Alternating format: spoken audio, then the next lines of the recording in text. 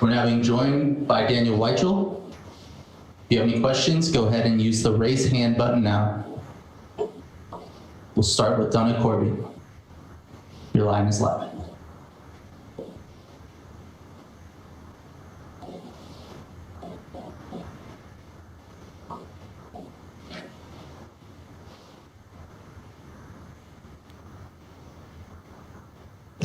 Donna? Hello? Can you hear me?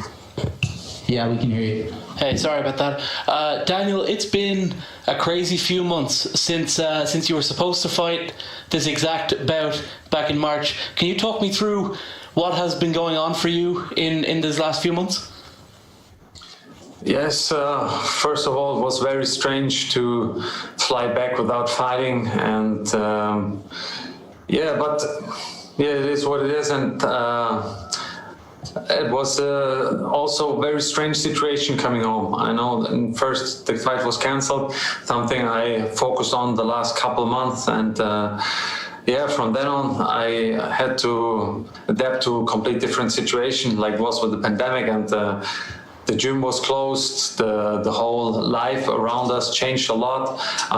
The gym was closed for 2 months, so also life and training looked way different.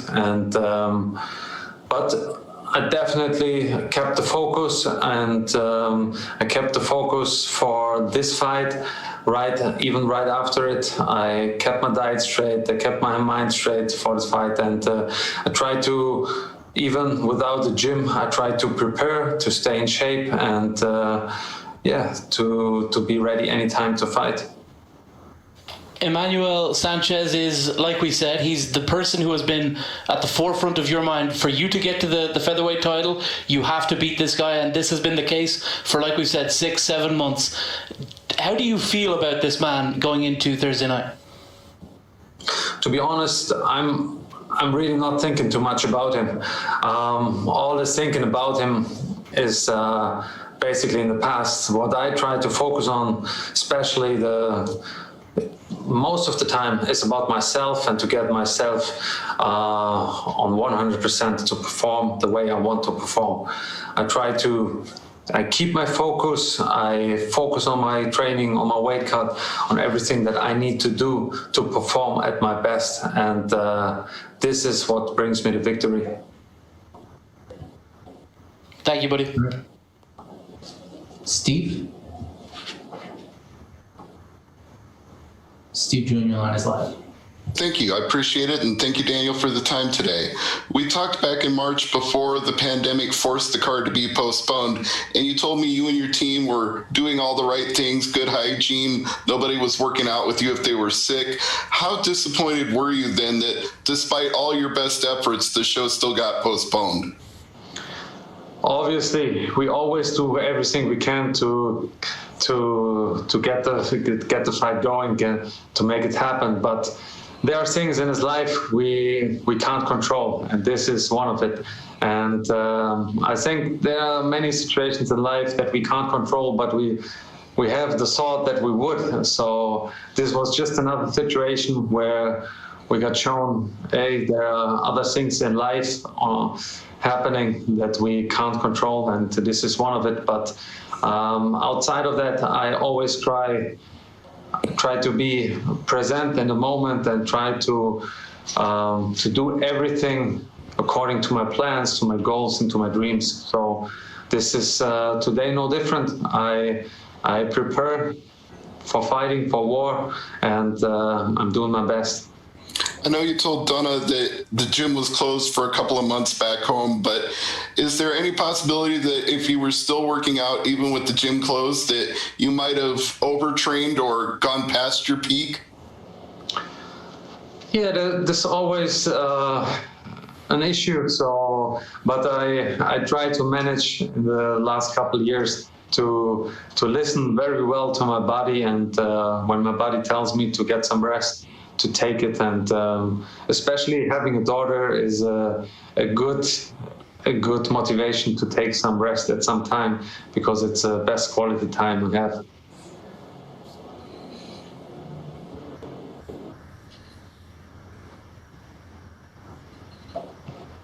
All right, we'll go to Gareth. Hi, Daniel. Gareth A. Davis calling from London. How are you doing, sir? Thanks, I'm doing good. How are you? Very well, thank you. Good to see you. Look very well. You look very fit. The beard's looking good. I just wanted to ask you, obviously it was a 3-round fight last time with Emmanuel over 4 years ago. Does a 5-round fight make a different approach? It is 5 rounds this time, I'm assuming, yeah? Does a 5-round fight make a different approach for you? Yes, it is definitely a different thing, 5-round fight compared to a 3-round fight. So in preparation, we always simulate this a lot, that I'm going through these 5 rounds and always get the mindset for 5 rounds. When I'm doing regular preparation for a 3-round fight, you know how you keep your energy going in this 3 rounds. The goal is, or what I'm focusing on is, I want to go these 5 rounds and leave it all out there. I don't want to go out of the 5th round, and I don't want to say, I could go a 6th round, I could go a 7th round. This is, because this is senseless. I want to go in there and I want to leave it all out there. This 25 minutes, I will leave all my energy to beat Emmanuel Sanchez. Obviously, you want to win the title and you want to avenge your loss to Patricio Pitbull in the final and win the $1 million. But obviously, you want to ring the belt, as I say. But what would you do with the $1 million? Everyone thinks about those things. It's a little bit like winning the lottery, but obviously you're winning the title. So what would you do with the $1 million? Yeah, you're right. Definitely, you definitely get this in your mind a couple of times. But first of all, I want to say, you know, I thought about this a lot, and I don't want to make it the major motivation for me, because when I look where I get my motivation from, where it all started, and when I was starting with MMA, it was not about money. It was about the passion. It was about the love for the game, and this is what I try to keep every time when I step on the mats, when I step into this cage. But definitely $1 million makes it way sweeter with passion combined. And I think I will create a lot of great memories. I want to spend much time with my family. I want to visit all the places in the world I want to see. I want to show my daughter, my family, the world. I want to do all the things that I want to do in life to create special memories for my family and myself. And finally, Daniel, if you won the belt back and you won the $1 million, is there any chance, I mean, you're still only 35, but I think it's your 52nd fight. Is there any chance you would call it a day, that you would retire, or is there still much more to come from you? There's also a question that I ask myself a couple of times, because you get this asked questions many times from reporters and everybody. And the main thing for me is to enjoy what I'm doing.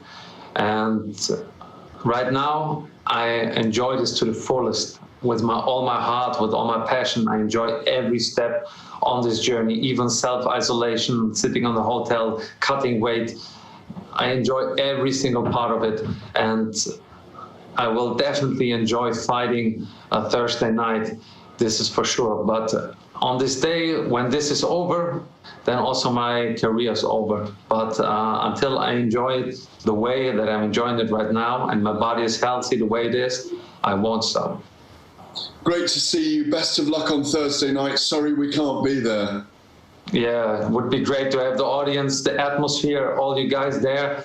But yeah, I will put on a show for you, definitely. Thank you. We'll get the job done, brother. Thank you. Thank you. Go to Jay Anderson.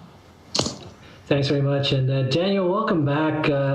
Got 2 quick questions for you. First of all, were you surprised, given how much is on the line in this Grand Prix, that it wasn't the first thing back when Bellator returned to action in July?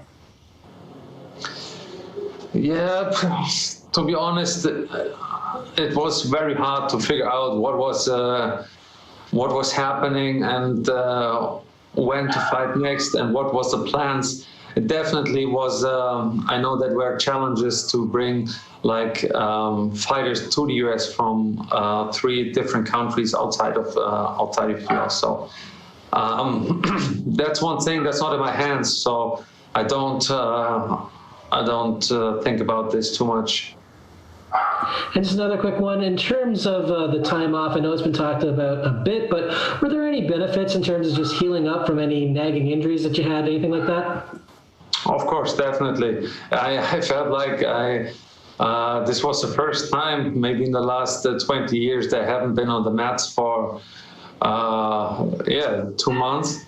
2 months, and it felt strange. Yeah?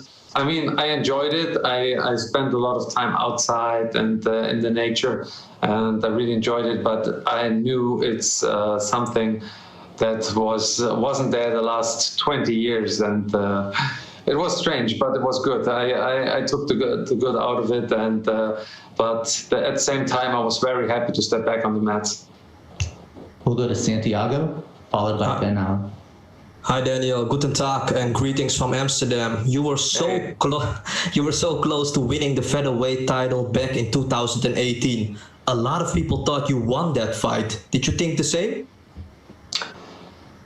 I know it was a close fight, and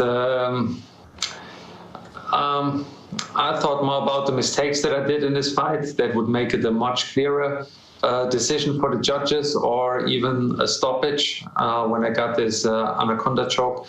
So these are more the things that went through my mind looking back to this fight. And now I'm here, having all possibilities in this world to do it again and to create the future new. Bellator has never visited Germany. A couple of German fighters really performed well in the last couple of weeks, like Alan Omer and Mandy Böhm. Would you like Bellator to visit Germany next year and put up a big event? That's always one thing when I meet Scott Coker, when I ask him, bring Bellator to Germany, we will put on a great show for all the fans in Germany and around the world. Germany is a great country for MMA, and the MMA was growing so much in the last couple of years, and would be just great to have Bellator as one of the greatest organizations for MMA in Germany, and it would be my honor to represent Frankfurt, Germany. Good luck on fight night, sir. Thank you, appreciate it. Ben? Hi, Daniel. So you obviously took a split decision over Emmanuel Sanchez back in 2016. And from that fight, do you think that you know everything that he's going to bring to the table, or do you expect him to be a completely different fighter in there on Thursday? Not a complete different fighter, but he definitely involved as a fighter. But his movement game is, I think it's pretty much the same. He puts on a lot of pressure. He tried to put the pace on. And that's the changements that I think that he did. But I involved much more as a fighter, and I feel compared to our last fight, I'm definitely a complete different fighter. But also from March this year, I involved a lot, and I took this time to work on certain things. And I tried to become a better fighter every day. And just one more from me. Obviously, in the main events, we have the other quarterfinal of the Featherweight Grand Prix between a man you know very well in the champ, Patricio Pitbull, and Pedro Carvalho. Do you have a prediction for that fight? I think Pitbull will go with the victory. Yes. Thank you, Daniel. Thank you. All right, our last question for Daniel comes from Matthew Putterman. Hey, Daniel, thank you for joining us today. I got to ask you, what is your biggest attribute as being a fighter? I think it's my passion. My passion, because out of my passion, everything builds up. My mental strength, my motivation to train, to my motivation to improve. It's all based out of the passion that I have for the sport, and out of that grows the desire to become the best version of myself and the best fighter that can possibly be. Because what is his passion for when you don't use it to build something. And this passion was even 20 years ago in my life, and I'm thankful and blessed to have this even right now and to carry it with me to Uncastle, to Mohegan Sun, and to Thursday night. All right. Thank you very much, Daniel. Appreciate your time. Thank you.